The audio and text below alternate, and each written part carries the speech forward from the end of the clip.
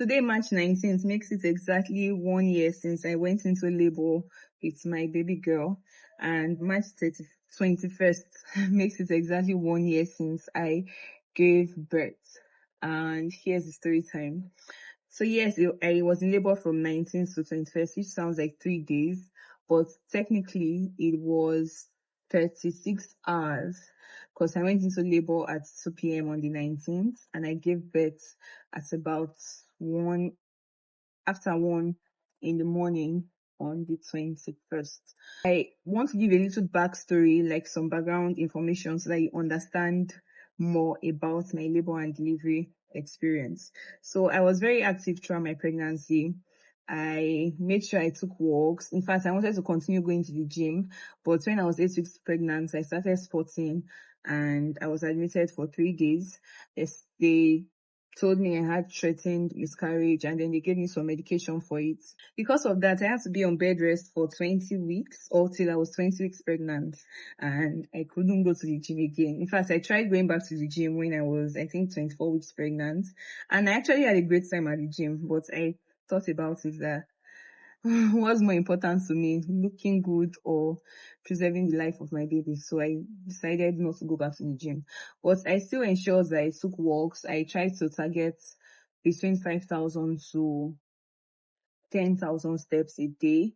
I would walk as much as possible, go up and down the stairs.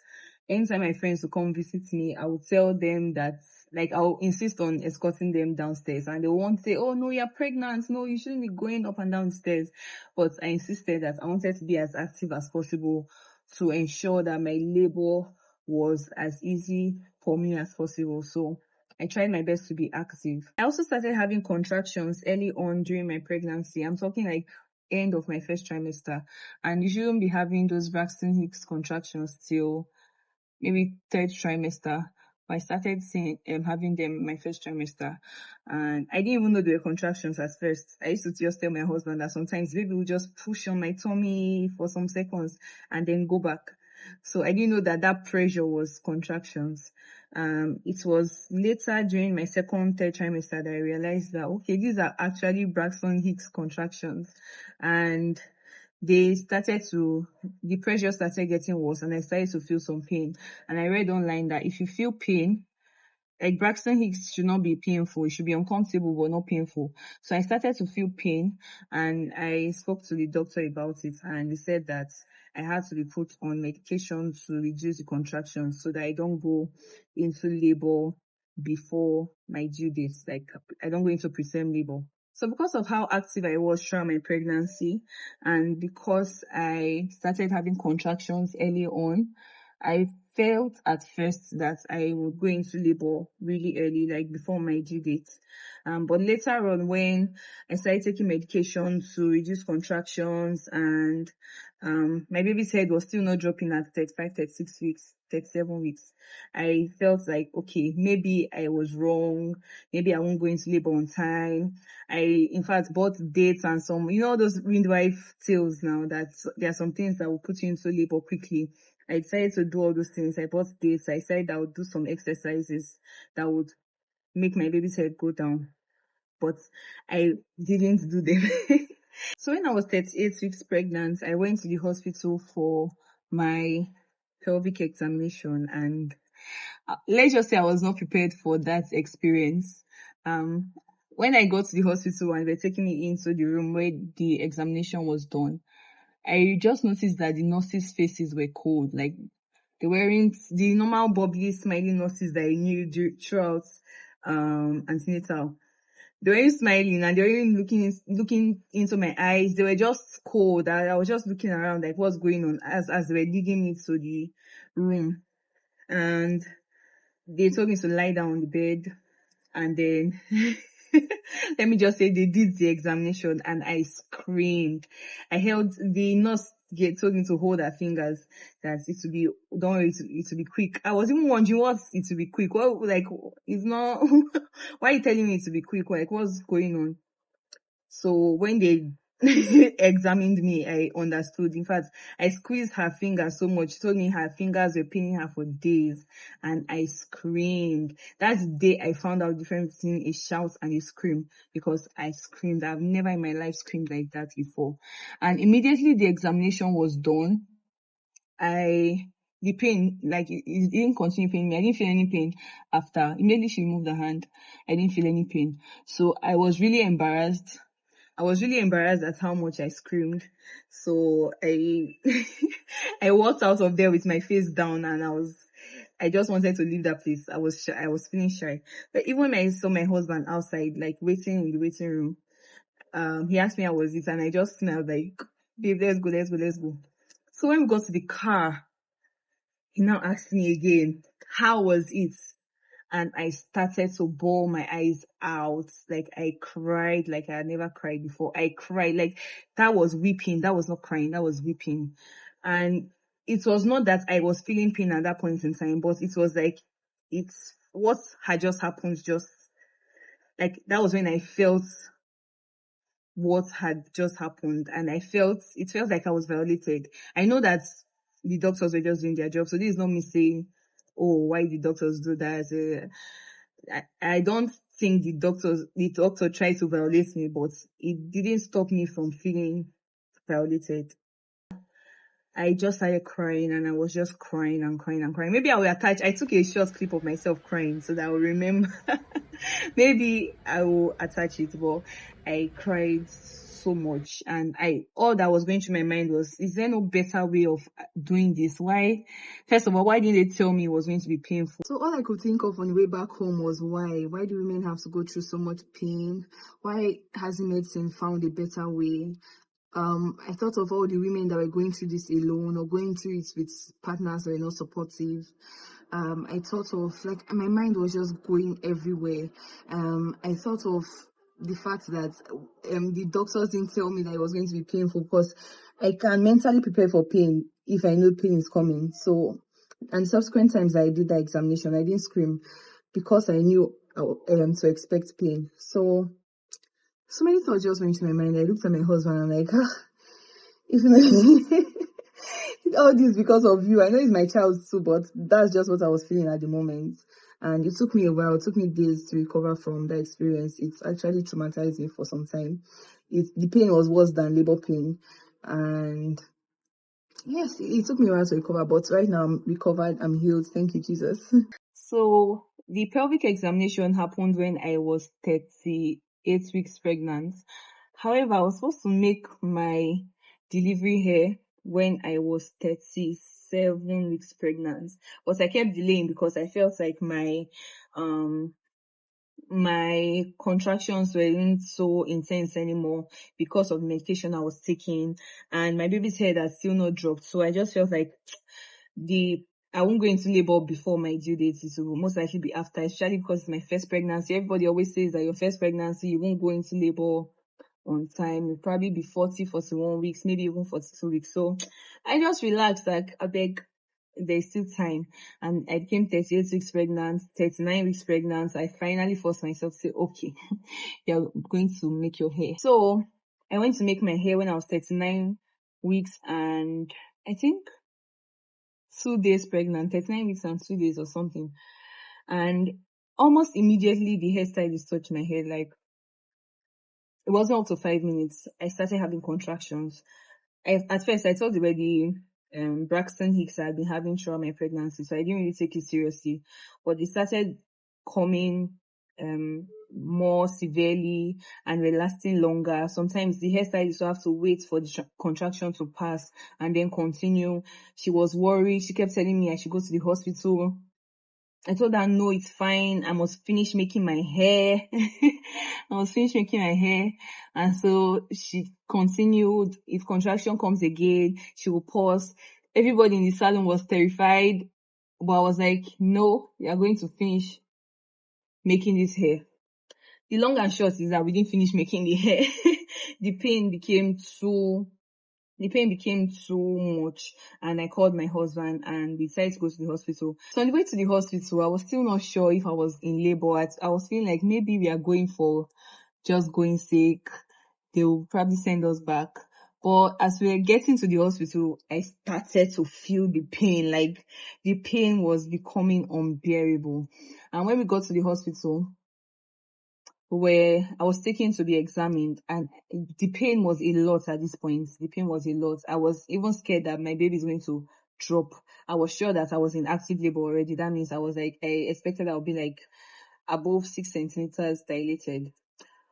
But I was examined, and guess how many centimeters?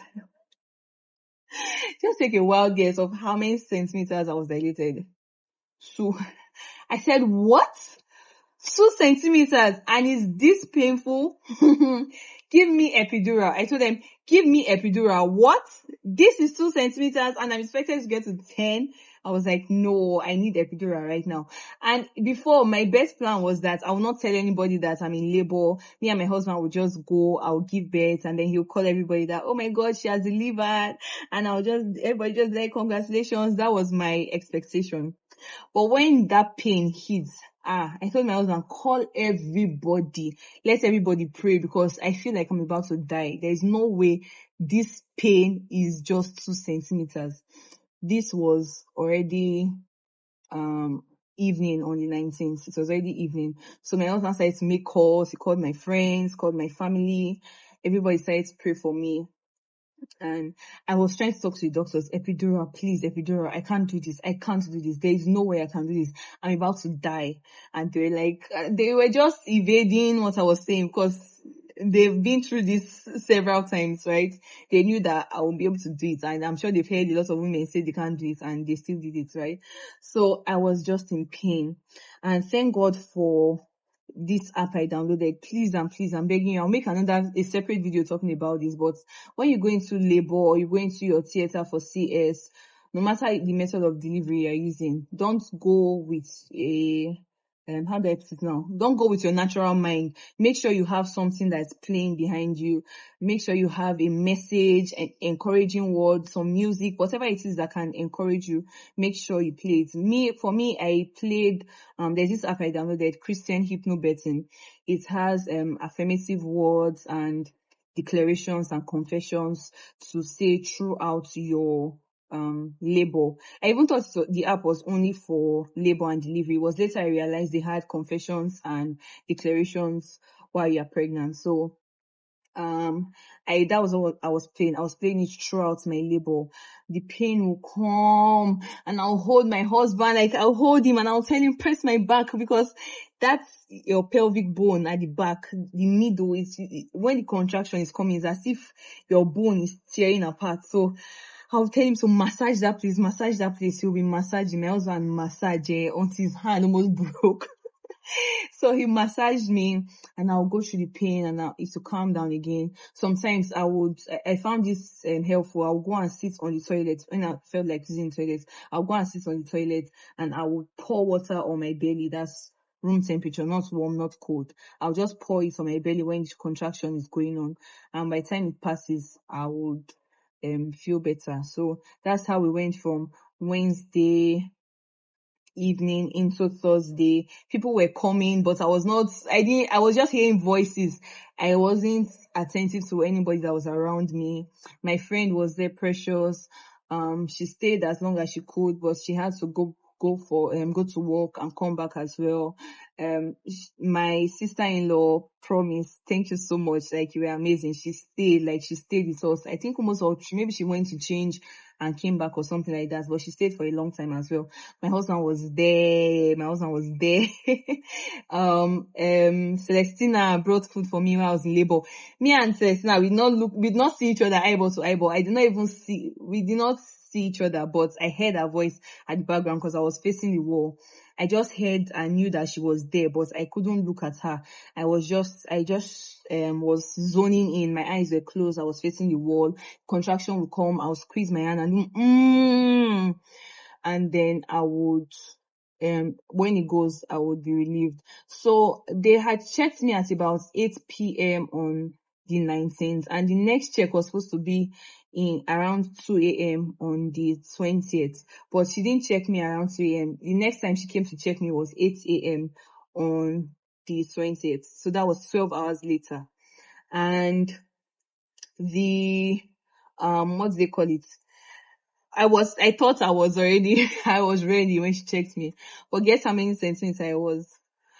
4 centimeters. I was like, what is going on? What is going on? So I went through all that. I think the next time she checked me again was probably evening or towards afternoon evening. They weren't checking me because I wasn't screaming. The second to the last time I was checked, I was about 7 centimeters dilated. And the doctor, she didn't tell me, the doctor didn't tell me this, but after I was checked and the doctor left, I was just left alone with the nurses. They told me that the doctor was asking why I wasn't screaming, that I was already in active labor, that I was still not screaming, and she was wondering why. And it was because, I was in mad pain, but like I said, I had already, because I knew that I was going to be in pain, I knew labor was painful, and I had already learned that you should conserve your energy, don't scream too much, conserve your energy for when you're actually delivering your baby. I did my best not to scream. So they were just commending me that, oh my God, you're in active labor for your first baby and you're not screaming. The nurse that said, oh, the pelvic examination was the best she had ever seen. I now told her about how the first one was, and it was because I knew that's why this one was easier for me.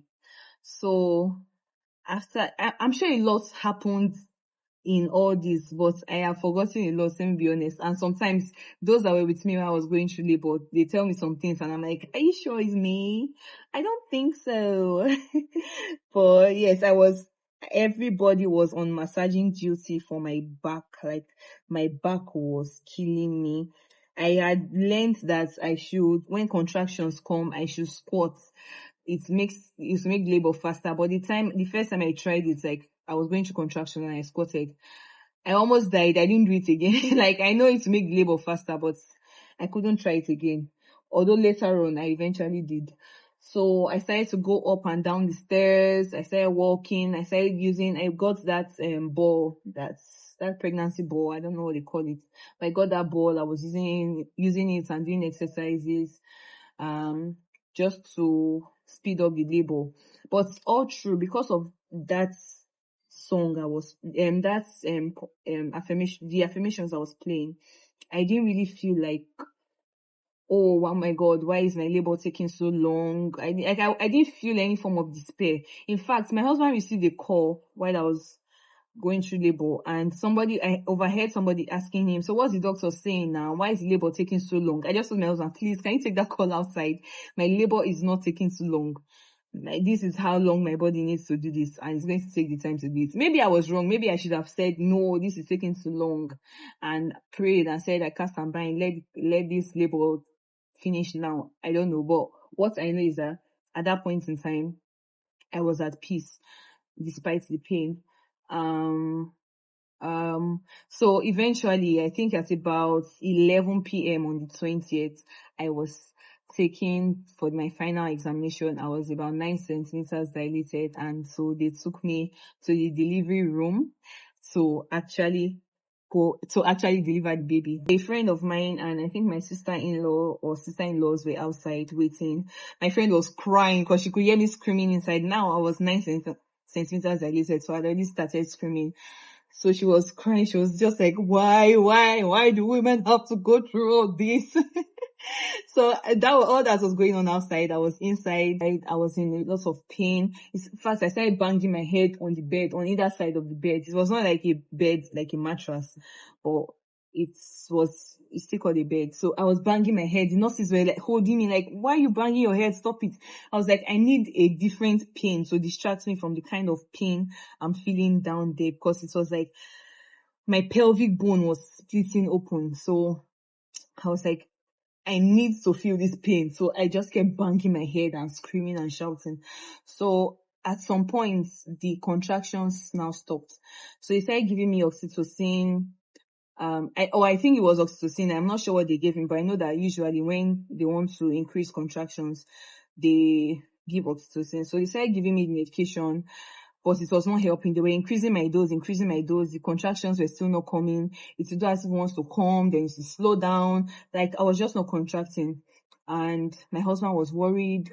The nurses and the doctors decided to sing praise and worship. Although I was in pain, but I was still able to appreciate that experience, that my nurses and my doctors were praising God on my behalf and worshiping. Like, it felt really good. I still had the audio playing, the confessions playing at the back, not at the back, but playing when I was going through all that. And this went on for the entire thing went on for over 2 hours, and I'm still, the memory is still very blurry, right? So I know when the contraction started again, I tried to push, but I was pushing. She said I was pushing from my tummy, that I should not push from my tummy. I should push as if I'm about to pull. But at that point in time, I couldn't really understand the difference. I had watched videos that talked about practicing pushing, but I didn't really take it seriously because it's pushing, not pushing. It was after I had given birth that I tried it again and I realized that those are two different things. So please practice pushing before you go into labor. Sometimes I'll push and she'll say, oh, you're doing a great job. Yes, go, mama, you're doing it. And sometimes I'll push and she'll be like, you're not doing anything. Oh, you're not just doing anything. She will even tell my husband, your wife should have told us that she's not going to push now. She should have told us that she's not ready to push. We would have just done CS. So I was trying my best to push, and it was on and off. Okay, so eventually they started to see my baby's head, and my baby's head, like, her head spent quite a while there, because when she came out, her head was like a cone. Her head was like this. I'll try and attach a picture of what a cone head looks like. After some hours, I adjusted backwards. Because of how long she spent there, her head was like a cone. When her head was coming out, they told me that she had already passed meconium in my tummy. And if you know what that means, it's quite dangerous for a child to do so. It's life-threatening. So I was still trying to push. I still pushed and pushed and pushed. And then she finally suggested to me that I push while squatting, and that's what helped me. Although at times she suggested that to me, I was already really tired. I had been in labor since the 19th. This was already mid-9th, and like, it was already into the 21st of March.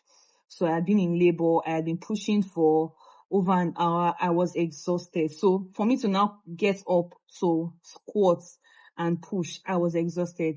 But thankfully, my husband was there. He was the one that pushed me forward. Like, he pushed me up and I'll push. I think he did that maybe 2 or 3 times. And then another doctor also, there's something, I've forgotten what they call it, what she called it, but is it fundal push or something like that? So he used his hands to assist me and was pushing as well. And so the combination of me squatting and him doing that fundal push, my baby eventually came out. And when she came out, she was not breathing. It was scary. For me, myself, it was as if I was about to die. Like, I was bleeding a lot. I was faint. Like, I literally looked like I was passing out.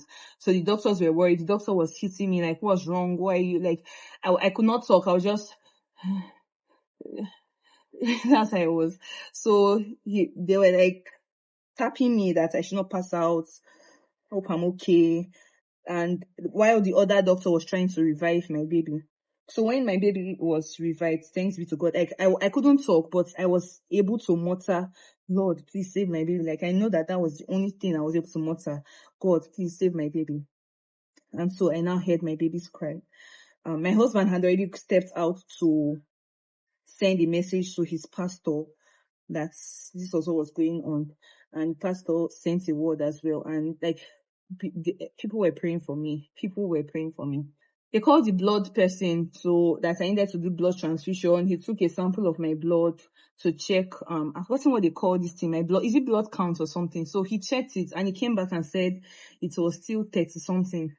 The doctor looked at him and looked at me and said, it's not possible. Like, it's not possible that my blood was still that, like, it was still that, the level was still that high, because she could see that I had lost a lot of blood, and she could see that I needed blood transfusion, but the test was saying opposite, that no, I didn't need it. So she looked at me again, looked at him, looked at me again. It's like she was just looking back and forth, and she's like, okay. So then she now started to scoop out, what's it called? The placenta. The placenta had started disintegrating in my body. She would put her hand, like each time she put her hand in, it was like, it wasn't as painful, but it was just like, I've delivered my baby. Why is it not over yet? Why am I still going through something? And like her hand would get up to here. I could feel her hand inside my body. She would scoop out, she put her hand back in, she would scoop out. And then they now finally had to sew me back. They could not give me a good anesthesia. But I know that there was something they were supposed to give me to relieve pain, but because I had ulcer, they couldn't give it to me. So she sewed me back up, and I could feel the needle because they couldn't give me what's in there to give me for me not to feel the pain. So I could feel the needle. She sewed me back up, and then and then I was helped up out of the bed, and I was crying. That was the first time she hugged me, because throughout she was just shouting at me, "You're just doing rubbish, not doing nonsense. What is it? If you know how to push, why did you not tell us I don't want to push?" So when I came down from the bed, she now hugged me. That's the doctor. She hugged me. She held me close, because she knew that I had just been through a lot. In fact, she said that in her 30 years of being a doctor, that was one of the most difficult deliveries that she had experienced.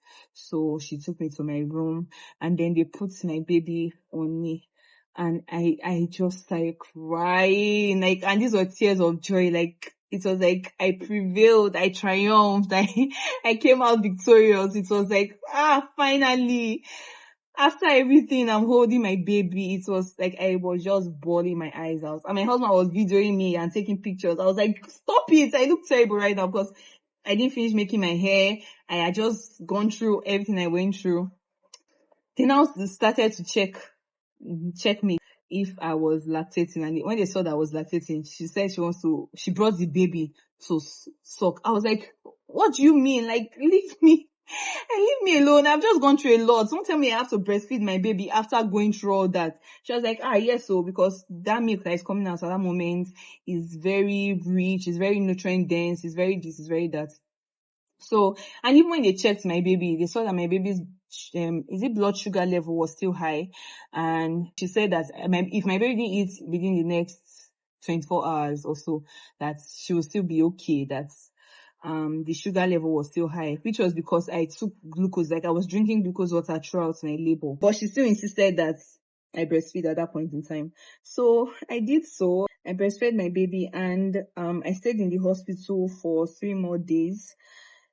Each time I breastfed, nobody warned me about the contractions that you feel while you're breastfeeding. Like, I had heard about them, but I don't think I really took it seriously. That's one thing that when you are hearing all these things, take them seriously and prepare for them.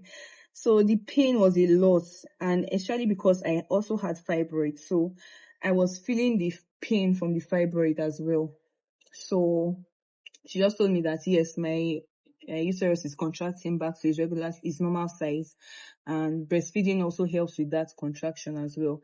That is good for me. So yeah, I gave birth to my baby girl, and she's turning 1 today. If you ask me if I'll go through it again, yes, I will. In fact, at that point in time when I had just gone through delivery, I still knew that I was going to do it again. Yes, it was an experience. It was a very painful experience, but I still knew that I would do this again and again and again, because it was nothing compared to holding my baby. So after going through that experience, I told God that I'm not happy. Like, why did I have to go through that sort of experience? Why was my labor and delivery not smooth? Why didn't I do everything for 1 hour or 15 minutes? Because some women have a much easier experience. So am I weak? I was just not happy with how it went, and I told God that it's okay. Like, I still trust you for a supernatural birth, like my miracle birth. Even if it didn't happen for this baby, it will happen with my next baby. But then God drew my attention to the fact, like he asked me, what is a miracle birth? What is a supernatural birth? You see all the things that did not go well, but you still came out healthy. You and your baby came out healthy and alive. My baby passed meconium in my tummy. My baby came out not breathing. So many things were going on so many things were going wrong. There are some that I don't even remember right now. I was losing a lot of blood, but I didn't need transfusion. Like, so many things happened that were a sign that God was with me. And I realized that I did have my miracle birth because God saved my life that day. He saved my life and he saved the life of my baby. And yes, I had my miracle birth. I had my supernatural birth. God was with me. God saved me. God protected the life of my child. My husband was scared that he was going to lose his wife and his baby all in one day, but God didn't let that happen. And I believe that that's a miracle birth, and that is my supernatural story. So happy birthday, baby girl. It has been a privilege being your mother. I have learned a lot and grown a lot within the past 1 year. And I pray God continues to give me the strength and wisdom to be your mother and to groom you into the woman that He will have you be. And I pray that your years are full of God's faithfulness and His goodness and beauty and love and sweetness, and that you go through life knowing that God is with you, because that is your name, Chinonyelu. God is with you. God bless you, baby girl, and have a happy birthday. Bye.